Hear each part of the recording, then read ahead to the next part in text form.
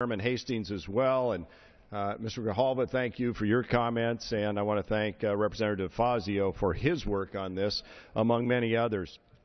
As was pointed out in 2012, this bill passed the House unanimously, and I'm glad to see this legislation once again before this chamber.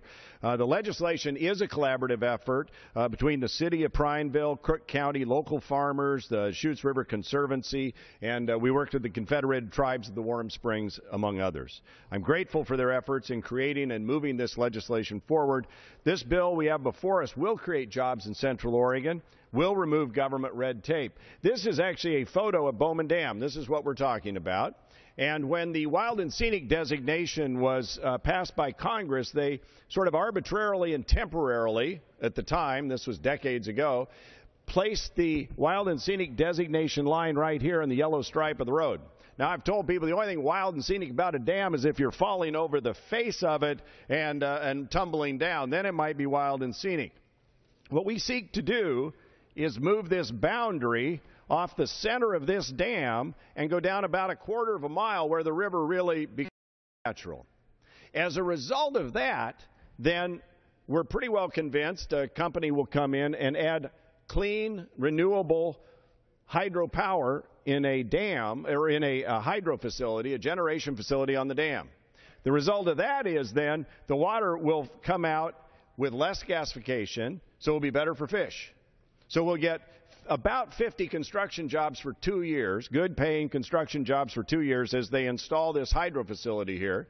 You get enough hydroelectricity to light, I think it's 500 homes. So you get clean hydropower, you get construction jobs, the water will come out from a different place and actually be better for the fish going forward. And all we do is move the scenic boundary down to where, frankly, it probably everyone would have agreed it should have been, not on the center line of the top of the dam where cars drive over it, but rather down about 1/4 of a mile. In addition to that, this facility, about 20 miles upriver from Prineville, is a reclamation project, and it holds about 80,000 acre-feet of uncontracted water. And that's part of the discussion. What do you do with that uncontracted water? This is rare in federal government to have a facility where all the water hasn't been determined. That's an issue that can be dealt with down the road. We don't deal with that here, other than to make sure that Prineville has access to that 6%, about 5,100 acre-feet of water. And why is that important? Because the city of Prineville right now is constricted. They don't have enough water. This is a small rural community with high unemployment in the county. We would make sure they get about 5,100 acre-feet of water. They would pay fair market price for the value of the water, and that extra water would allow the city to not only meet its residential needs, which it cannot do today, but also allow it to engage in more economic development, which it desperately needs to do. This water issue came to our attention initially because Facebook was planning and has since constructed a data center, which they've now doubled in size. Apple is also constructing a data center there.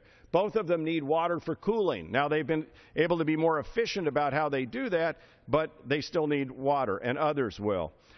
Because the city would access the water through the ground and not from directly behind the dam, the water actually flows downstream. I think it's in excess of about 20 miles, which is better for the fish to have that much more water going released down the dam, and then the city would, through their underground pumps, pump the water out.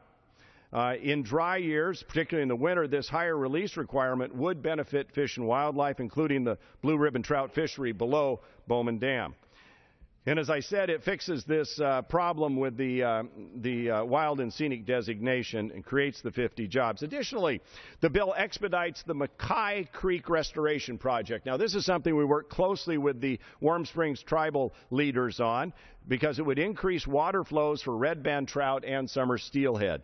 This project's long been supported by the Warm Springs tribes and the Deschutes River Conservancy. So I want to thank both the Warm Springs and the Deschutes Conservancy for their work on this issue and on especially Mackay Creek. It's a very good common sense conservation project. So this is a good common sense job creating bill. It's the culmination of years of work in a collaborative effort. I want to thank the mayor of Prineville. Mayor Ropey has been back here and testified before your committee on a couple of occasions. Judge McCabe has been terrific in helping us, as have many others, as we move this forward. So this is a jobs bill that doesn't cost the government anything. It's a good, clean water bill that helps a community provide jobs and take care of its citizens, and it resolves a long problem that has been a problem for this area. Actually, this debate's gone on since Mark Hatfield was in the Senate back in the 70s.